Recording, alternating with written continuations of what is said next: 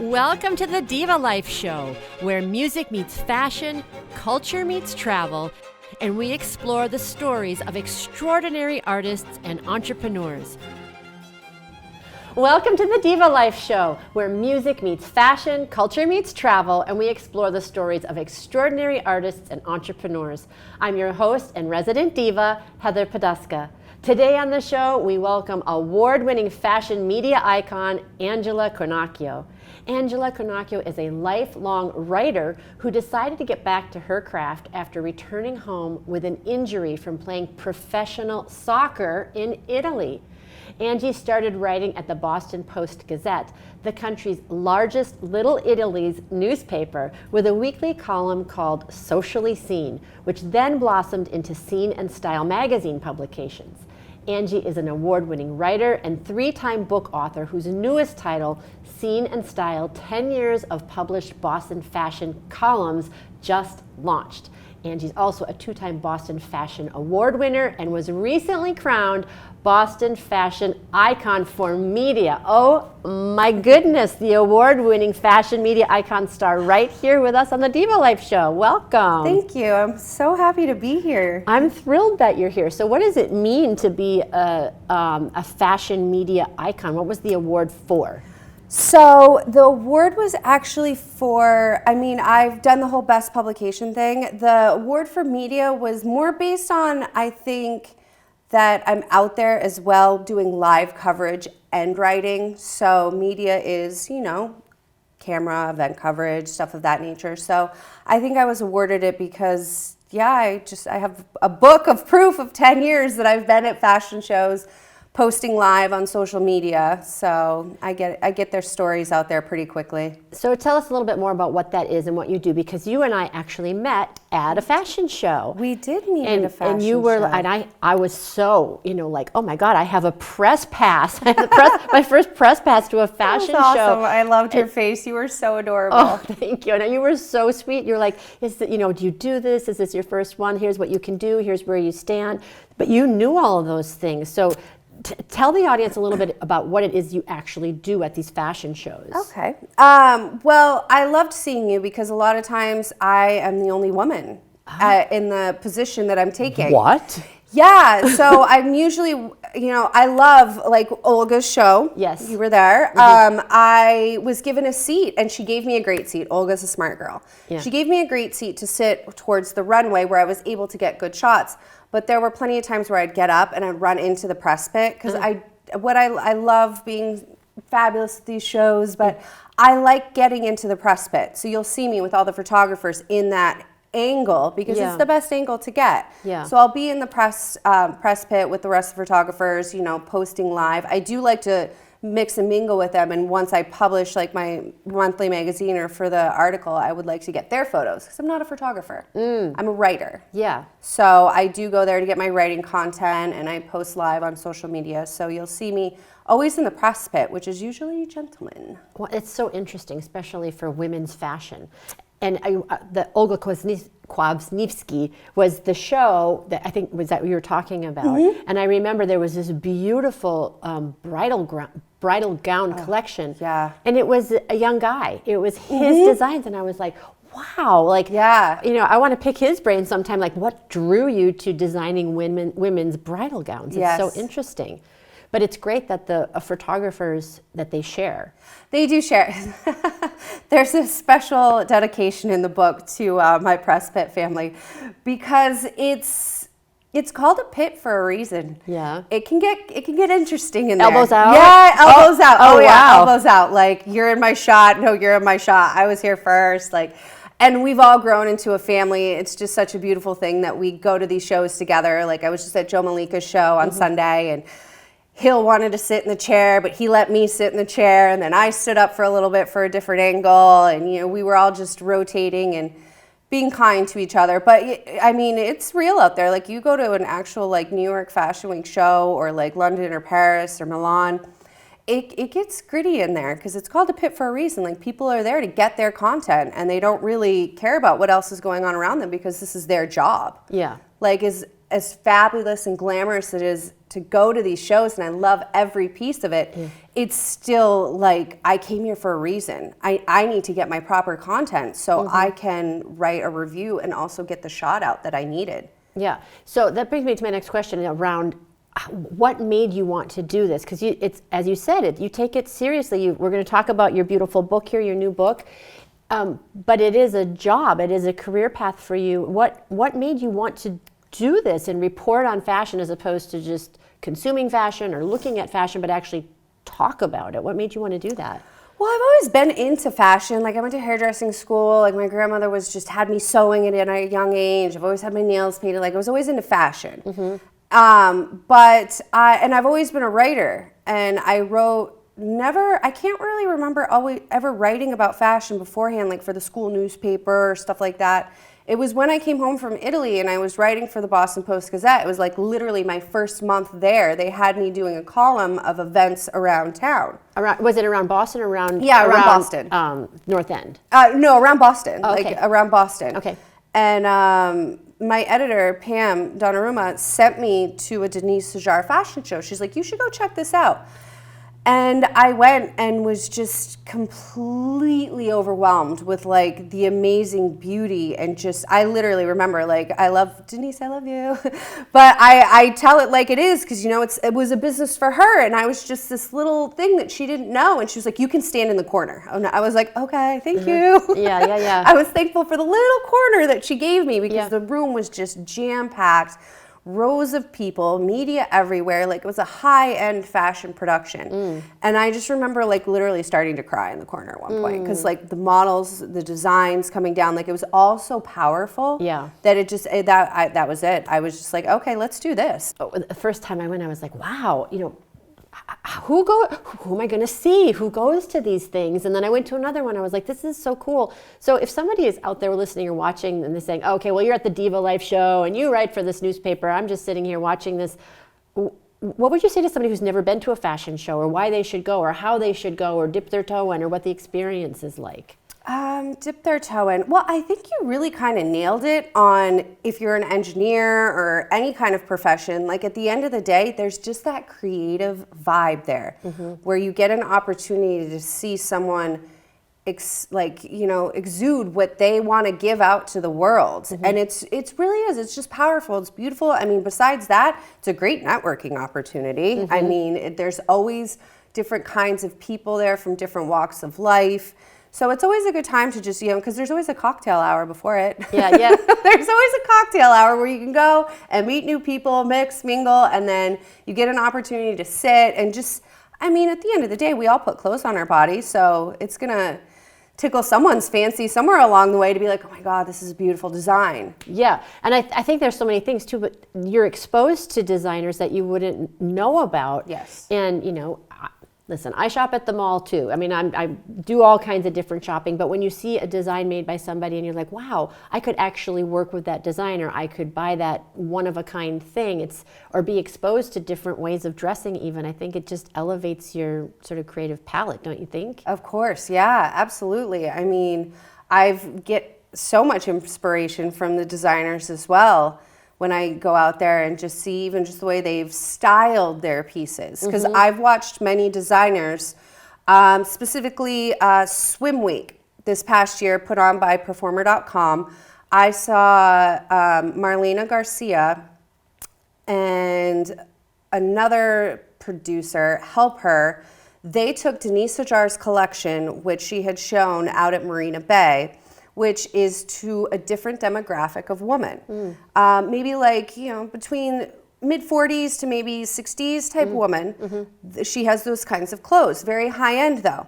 They were able to take pieces from her store and bring it to the Swim Week, and that was appealing to like 19-year-old girls. Wow. It was the way they styled it. Oh, that's so cool. It's the way they took the pieces and put them together with other pieces.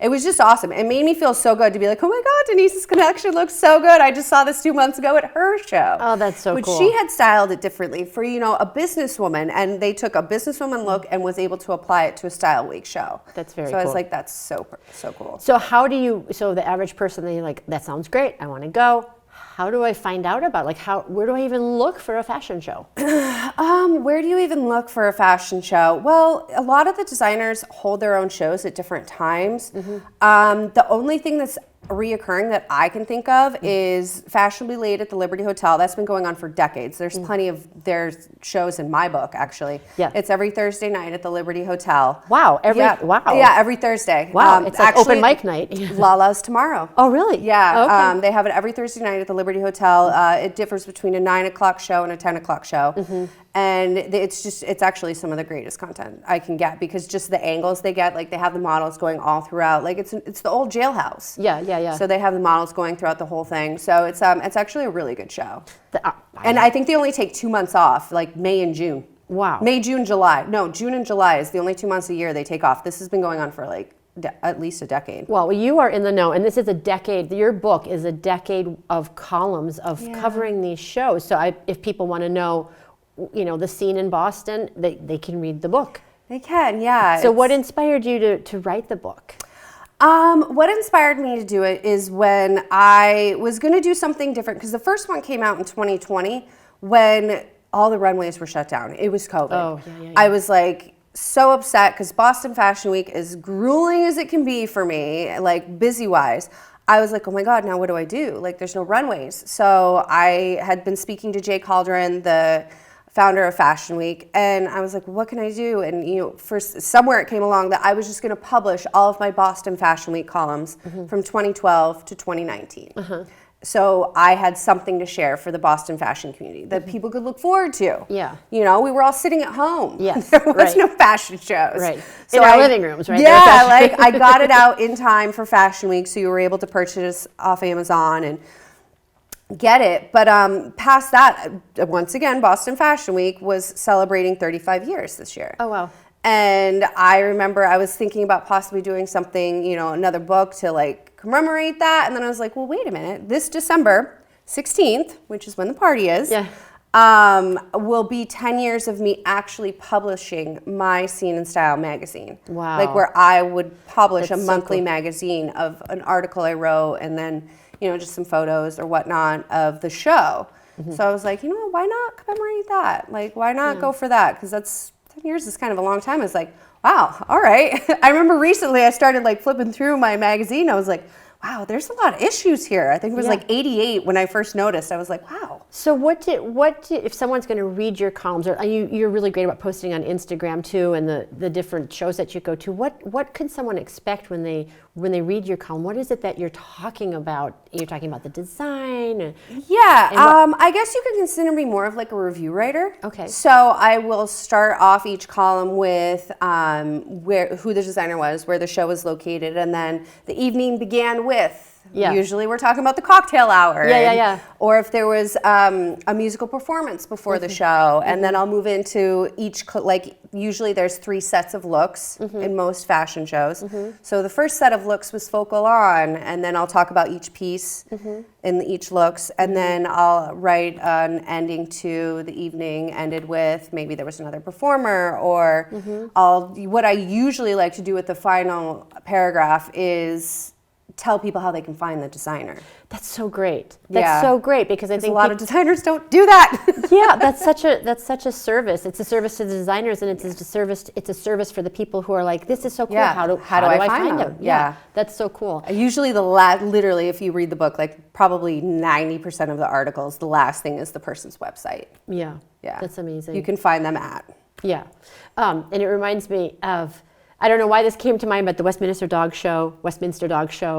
And I'm always like, what is the criteria here for these dogs? Because I'm always like picking the little cute one over in the corner, and then they pick this other one. I'm like, what? That one was cuter. That one was cuter. But they must have these criteria. So when you're like reviewing clothes, when you're reviewing designers, do you have a criteria of like cut? Do you have that? It's funny you say that. I just put stuff online about Joe Malika's show just last night. I wanted to wrap it up so I could get it out there. Just even the online post, not an actual article just yet. But I was talking about his strategic cuts, because Joe, with like the show was actually his second, God bless him, it was his 10th annual excessive fashion show, and it was geared towards amputees. Oh, wow. So the cuts were definitely very strategic in those pieces. And then I would mention, he had a lot of rhinestones and fox fur and feathers. So like I would talk a lot about how the garments put together. Mm-hmm. So I do mention a lot of that. And if you were going to work with a designer for yourself, what would be the things that you would look for? If I was going to work with a designer to design, I don't know if you already have something, but to design your launch party, whatever you're going to wear. Like if you were going to hire someone to do that, what would you look for? You are funny. It's funny you say that. I've had that situation happen. I'm going to be wearing a vintage Denise Sajar dress. Okay. That's already in the works. That was worn by Linda Cole, who's actually on the back of the book. Okay. The model that initially, like in 2012, I was just like, oh my God, I love you. Yeah.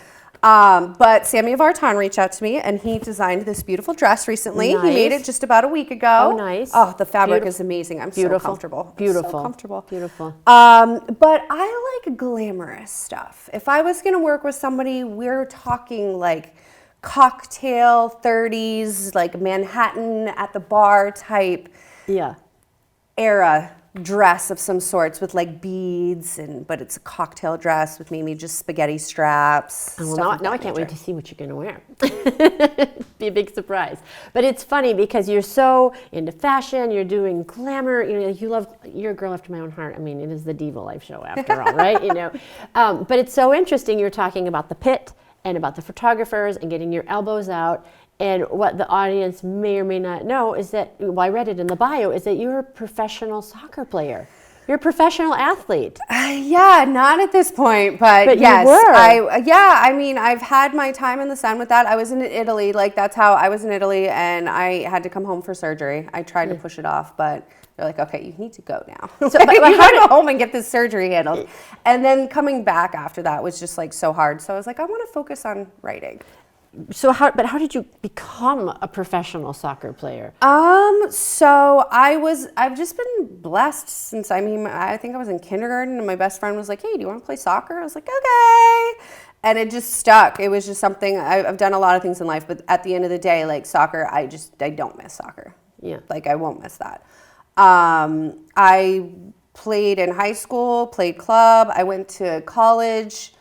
And in college, I won a national championship. And then after that, how did I get to Italy? Because it was very hard. I remember trying to be going professional here in the United States, and the league just kept folding. I was just going to say, is there even a professional not league when here? There was when I was first trying to start out, but I remember when I was ready. I was ready, and I was ready to go. I was going to try out, and I remember being on a train coming back from Providence and just like bawling into tears because there was some sort of like press release that said the league had folded. Yeah. And it was like weeks away. Like I was ready.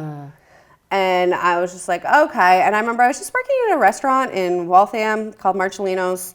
I was waitressing, and I don't know, a scout walked in one day, and I was just like, I'm going to go play in Italy. He's like, all right, I'll figure it out. So I've always had I've always had a resume that can back up where what I'm trying to do. So you always get that opportunity to go try out. Yeah. And he just. Did you know he was a scout when he walked out? How did you know? Because he was in there with like the Inter Milan program. Like he was in there with professionals. In the restaurant? Yeah, they were family of like the family that owned it had a lot of family from Canada. Okay. They were very European Italian. Mm-hmm. So they were in town doing business for some odd reason and just all came in as an organization. And that is like a sign from the universe, right? I was like, hello. Here I am, a professional. Here I am, guys. I mean, wow. I mean, lucky for them and for you at the same time. Yeah. It was nice. It was actually pretty cool. I didn't know this, but I guess I was the first woman to ever play, American woman to ever play in Italy. That's incredible. Yeah. Well, I mean, it was back in the day. Like things are starting to change now, but. Mm-hmm. I mean, it's still a tough road for some of the women out there, but I'm super happy for the opportunities they do have at this point. Well, one thing that we have in common is that you were in Brescia. Yeah. And I did I don't know how long it was, a 6-week-long opera program, and we rehearsed in Brescia in isn't there like a villa in the middle of town? There is. That's where we did all our performances. Oh my God, I love we were it. both in Brescia. That's amazing. You were playing soccer and I was singing opera. Oh, that's so great. Isn't that funny? Yeah. Yeah. So, you also wrote the book, another book about your experiences. Yeah, playing soccer. Yeah, it's called The Player Diaries. That was the first one. Yeah. So I'm really curious about what lessons you learned doing that as a woman, because have you seen the movie? I was on a plane, maybe like 3 or 4 months ago, and one of the movies was Copa. Have you seen this movie? I haven't, and I've wanted to. It is intense. Yeah. It is intense. And for the audience, it's a movie about the first Women's World Cup in Mexico. Yeah. And it never, I don't think it ever happened again, or it didn't happen until many No. years later when FIFA came around. But the sexism and the suppression of the soccer players, the women soccer players, especially in England, and they covered different countries and the women in the different countries and how they were received. And you can watch the movie, but it was intense in terms of the thumb on women's Everything sports. you're saying, I've definitely experienced. Yeah. I've absolutely experienced. I mean, I had an amazing time in Italy based on they were so excited about an American. Oh, that's cool. They all just wanted to know everything about America and can you teach me English? So I had a really good experience in that aspect. And the weird part about it is where things just end up being so backwards, and I say it all the time, it was very different for me because the level of play was so low when I was in Italy. They were in Italy? Yeah, they were so far. I felt like I was playing in a 5th division game. Wow. And it was very odd because the second I showed up, they picked me up in a Fiat with the logo on the side of the van. I had luggage with all the logos. Wow. I had stayed in a wine vineyard. It was amazing. Everything because there was money from the men's Serie A team. Wow. That would trickle down. Wow. In the United States, we can't even get 2 T-shirts. Yeah. You got to wear the same one 5 days a week. Oh my God. So it was very different to see those two demographics because the United States had the opportunities, but not exactly because there was nowhere for the money to come from. So all these opportunities that you think these women had, I was staying in a wine vineyard in Italy in this gorgeous castle, and you come here to play soccer in the United States and women are staying with host families. You're a professional athlete living with a host family that's kind enough to host you. Right. And that can be uncomfortable as much as you love the people and it's exciting, but at the end of the day, sometimes you just want to go home and just fall asleep in peace and quiet. But you're being hosted. So it's just very different. A lot of those things, a lot of stigmas are still there. Yeah. They really are. So I've experienced plenty of that. It's that's one of the reasons I coach, to be honest with you. I was just going to ask you, so what was the name of the book again? The one about soccer? The Player Diaries. The Player Diaries. So what if you were going to say to a young girl, a young woman coming up, whether it's in soccer or another sport or trying to make it in the fashion industry, from what you've learned from, you must have tenacity, motivation, all of those things, the will to train, and you're facing, especially in our world today, there's a lot of push and pull on women. What would you say to young women about going after something big when it's not obvious where the pot at the end of the rainbow is going to come in? What would you say to them? Never dull your voice. Because there's so many times where in my younger years, I would just not say anything, even though I'd be well, this just isn't fair. Or because I would be so afraid of, well, what if they take away my opportunity? What if they don't let me play? What if I can't come here anymore? What if I get fired? Because I was afraid to have my voice. At this point, I don't care. I don't care. I'm over it. I feel better. There's always another opportunity. If your voice is real, just go with what you have to say. You should never be disrespectful or anything, but if it's true to who you are, just go with your voice, because there's so many times where I think, unfortunately, I've seen it happen where women are downgraded by men in situations as a coaching aspect versus the player, and they don't want to say anything because, well, what if he doesn't play me? You know what? You'll find another place to play. Oh. You'll find another opportunity. There's another door, and the chances that door has beautiful golden gates behind it are pretty good.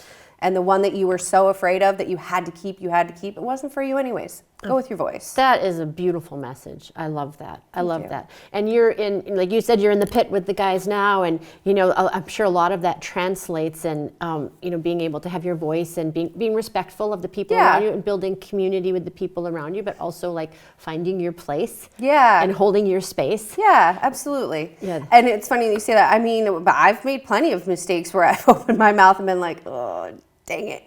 But at the end of the day, you learn. Yeah. Like, it's even a lesson to learn. Yeah. But if you just let it stay inside of you, it's just going to fester. And I think that women just need to hold their voice. Well, it's true in singing too. Like, you cannot correct technique if you don't open your mouth. Yeah. You can't get better as a singer if you're just holding back all the Yeah. time. Sometimes you just have to splash. Yeah. So then someone can help you refine it, and do that. But That's I'm a great word. I'm 100% with that. So back to the fashion scene in Boston, we've had Olga, Melina, all these wonderful fashion people. Now you on the show, we're talking about the fashion scene in Boston. It's not really up till now been like, let's go to Boston, the fashion mecca of the universe.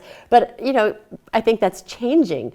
So what do you see that's up and coming in Boston, or how it relates to other places, or what you'd like to see, or what's really exciting that's happening on the scene now? I think the reason Boston is starting to change within the fashion industry is there are international talents that end up being here as an immigrant. And their God-given blessing talent that comes from their heritage, as we've spoke of before, comes out because they're so proud of their heritage, comes out in their designs. And Boston is a huge melting pot. Like, people need to kind of get with the times and understand that Boston is not what it used to be. Boston has one of the most international cities that's out there. I mean, we have people of all demographics here. And I think that really is starting to add to it, because there's so much culture in different aspects of all of these designers. I mean, Joe's Ugandan. He had a beautiful Ugandan aspect to his show on Sunday. I mean, Olga's just classy. Yes. And then there's Lala, who just really goes deep into her designs as well. And I mean, then you have David Joseph, who designs for the American woman. And then you have Denise Hajar, who designs for the American woman in such classic aspects. There's so many designers out there that are just making their way, just being true to themselves, and we just have a larger melting pot now. I love it. It's so diverse, and it brings the different textures to the scene. Yes. So you think it's like up and coming? You think Boston's kind of making its way? I do, and what I would like to see is more larger shows, higher end shows. Something like Olga did. Needs to happen more often. And how would that happen more often? What would need to happen to have that happen? There would have to be something that I'm trying to do as well, as like a fashion consulting business, because I'm in communications. There would really have to be a solid fashion consulting business, which I'm trying to hope to put together, where there's these opportunities for these people to do proper shows, because a lot of the time designers don't do proper shows. They're a fashion designer. Well, that's the thing with artists. You have to be that's why it's the Diva Life show is about artists and entrepreneurs, and a lot of times those lines cross. Yeah. As a designer, as a writer, as a singer, you have your craft. And then you have your entrepreneurial side and the marketing side. It doesn't just happen. You have to. But not all. Like, a lot of designers don't. Like, and it's known, very well known, that a lot of designers don't make it out of college because they come out of college and they don't know how to sell themselves, sell their designs. Like, they have to create those things. So I just want to see more things like what happened with Olga's show, like that. I would love to see more of that. I really would. And is part of that getting sponsors? Is that part of it as well? Yes, but that's also, like what I said, I would love to be able to figure this whole fashion consulting thing out and reach out to those higher end sponsors, because believe it or not, just like with the movie industry, people are coming here to film movies upon movies. Because people are coming here to film, like, high end designers are coming here to film commercials. Wow. That's so cool. Yeah. We live in such a cool place. We do. We do. And I wanted to say congratulations again on this. Thank you. 10 years of covering fashion shows. That's amazing. Thanks. It's amazing. And I thank you so much for coming. And Thank I always you for ask, having me. oh, it's my pleasure. And I always ask all my guests, this is the Diva Life show, and I'm trying to reframe what the word diva means. What does diva mean to you? a powerful woman who just sees a path. Yeah, I love it. Sees a path and takes Goes it. with it, yeah. Yeah, I love it. Well, you certainly have done that from Italy to Boston, from professional athlete to award-winning fashion media mogul, icon, and author. Congratulations on all of this wonderful success, and thank you so much for joining us on the Diva Thank you for Lounge having Trip. me. Absolutely. And to all of you, thank you for joining us. As always, here's to hitting all your high notes. Take care. Bye-bye.